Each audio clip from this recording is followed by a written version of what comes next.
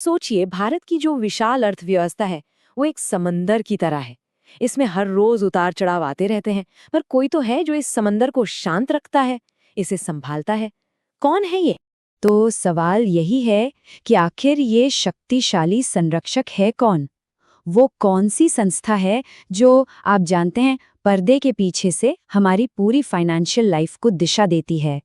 चलिए, इस राज से पर्दा उठाते हैं। आज हम गोता लगाने वाले हैं भारतीय रिजर्व बैंक यानी आरबीआई की दुनिया में। हम समझेंगे कि ये है क्या, इसके मुख्य काम क्या हैं, ये हमारी इकोनॉमी को कैसे कंट्रोल करता है, मुश्किल वक्त में ये हमारा रक्षक कैसे बनता है, और हाँ, भविष्य में इसके सामने क्या नए चैलेंजेस आने वाले हैं। तो तैयार है? चलिए शुरू करते हैं एकदम बेसिक से। आखिर ये आरबीआई है क्या? अगर बिल्कुल सीधे सीधे शब्दों में कहूँ ना तो आरबीआई भारत का सेंट्रल बैंक है। ऐसा सोचिए कि ये देश का फाइनेंशियल ब्रेन है। इसका काम है करेंसी, बैंकिंग सिस्टम और पूरी इकोनॉमी को स्टेबल रखना। मतलब हमारी जेब से लेकर देश की तरक्की तक हर चीज पर इसका असर पड़ता है। और इसकी कहानी भी काफी दिलचस्प है। पता है, 1935 में ये एक प्राइवेट बैंक के तौर पर शुरू हुआ था। फिर इसका हेडक्वार्टर कोलकाता से मुंबई शिफ्ट हुआ। लेकिन असली गेम चेंजर आया 1949 में। तब इसका राष्ट्रीयकरण हुआ और ये पूरी तरह से सरकार के कंट्रोल में आ गया, बिल्कुल वैसा जैसा हम इसे आज जानते हैं। देखिए, हर बड़ी संस्था के पीछे बड़े लोग होते हैं। आरबीआई के जो पहले गवर्नर थे वो एक अंग्रेज थे, सर ऑसबॉर्न स्मिथ। लेकिन भारत के लिए एक गर्व का पल तब आया जब सीडी देशमुख इसके पहले भारतीय गवर्नर बने। और आज शक्तिकांत दास जी इस महत्वपूर्ण विरासत को आगे बढ़ा रहे हैं। चलिए अब देखते हैं कि ये संस्था मतलब डे टू डे बेसिस पर करती क्या है।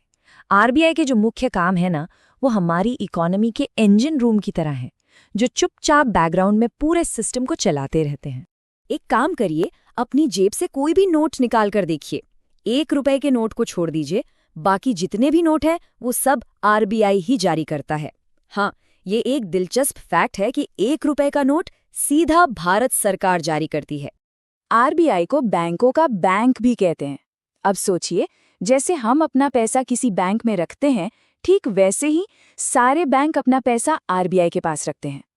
तो ये एक तरह से बैंकिंग परिवार का मुखिया हुआ, जो जरूरत पड़ने पर दूसरे बैंकों की मदद भी करता है और उन पर नजर भी रखता है।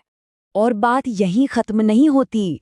आरबीआई पूरे देश की सरकार का बैंकर भी है। मतलब ये सरकार के खाते मैनेज करता है, टैक्स कलेक्ट करता है और सरकार की तरफ से पेमेंट्स भी करता है। बेसिकली ये सुनिश्चित करता है कि देश का फाइनेंशियल कामकाज एकदम स्मूथ चलता रहे। अब आते हैं आरबीआई के सबसे कॉम्प्लेक्स और सबसे महत्वपूर्ण काम पर, मॉनेटरी पॉलिसी का इस्तेमाल करके इकोनॉमी को चलाना। ये बिल्कुल एक जहाज के कप्तान की तरह है, जो मौसम के हिसाब से जहाज की दिशा तय करता है। हम सब ने बढ़ती कीमतों का मतलब महंगाई का सामना किया है, पर कभी सोचा है कि इसे कंट्रोल कैसे किया जाता है? इसका जवाब आरबीआई की पॉलिसीज में छिपा है। तो आरबीआई ये करता कैसे है? इसके पास 2 मुख्य हथियार हैं। एक है रेपो रेट और दूसरा है रिवर्स रेपो रेट। आसान भाषा में समझते हैं। रेपो रेट वो ब्याज दर है जिस पर बैंक आरबीआई से कर्ज लेते हैं। तो जब ये दर बढ़ती है, बैंकों के लिए कर्ज लेना महंगा हो जाता है। और रिवर्स रेपो रेट ठीक इसका उल्टा है। ये वो दर है जिस पर आरबीआई बैंकों से पैसा लेता है ताकि मार्केट से एक्स्ट्रा कैश को कम किया जा सके। ये फ्लोचार्ट देखिए, ये पूरी प्रक्रिया को समझाता है। जब महंगाई बढ़ती है यानी स्टेप 1, तो आरबीआई क्या करता है? वो ब्याज दरें बढ़ा देता है यानी स्टेप 2। इससे बैंकों के लिए कर्ज लेना महंगा हो जाता है, मतलब स्टेप 3।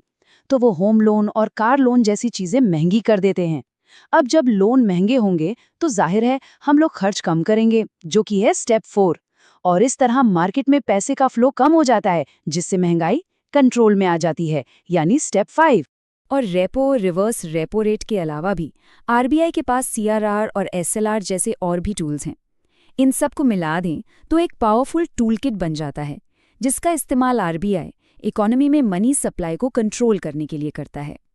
ठीक वैसे ही जैसे एक मैकेनिक सही टूल का इस्तेमाल करके इंजन को ट्यून अप करता है। कहते हैं ना, किसी की भी असली परीक्षा मुश्किल वक्त में होती है। तो चलिए अब देखते हैं कि इतिहास के कुछ सबसे चुनौतीपूर्ण क्षणों में आरबीआई ने कैसा परफॉर्म किया। साल था 1991। भारत एक बहुत बड़े आर्थिक संकट से गुजर रहा था। हालत ये थी कि देश का फॉरेन एक्सचेंज रिजर्व लगभग खत्म हो चुका था।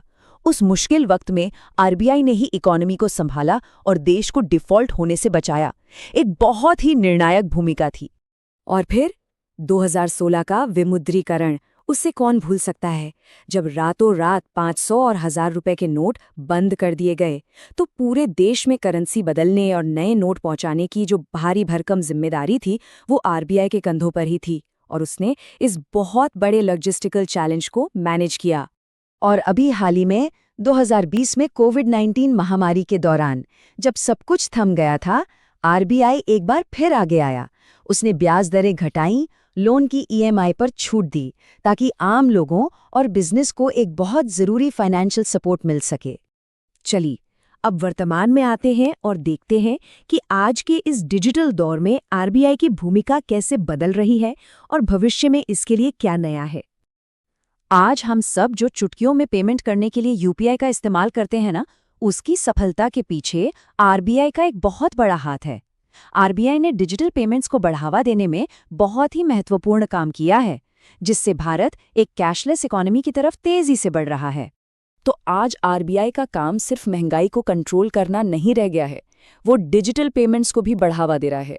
ये भी देख रहा है कि हमारा बैंकिंग सिस्टम सुरक्षित रहे और साथ ही आर्थिक विकास के लिए एक मजबूत बुनियाद भी तैयार कर रहा है। मतलब ये एक साथ कई भूमिकाएं निभा रहा है। तो आखिर में ये कहना बिल्कुल गलत नहीं होगा कि आरबीआई सच में भारतीय अर्थव्यवस्था की रीढ़ की हड्डी है। ये वो स्तंभ है जो हमारे देश के पूरे फाइनेंशियल स्ट्रक्चर को स्थिरता और मजबूती देता है। लेकिन कहानी यहाँ खत्म नहीं होती। दुनिया तेजी से डिजिटल हो रही है। क्रिप्टो करेंसी और डिजिटल करेंसी जैसी नई चुनौतियां सामने खड़ी हैं। तो सवाल ये है कि आरबीआई की अगली बड़ी चुनौती क्या होगी? इस बारे में क्या विचार है? ये एक ऐसा सवाल है जिसका जवाब भारत के आर्थिक भविष्य को आकार देगा। नेक्स्ट वीडियो देखने की लाइक सब्सक्राइब जरूर करें और बेल आइकन को दबाएं। धन्यवाद।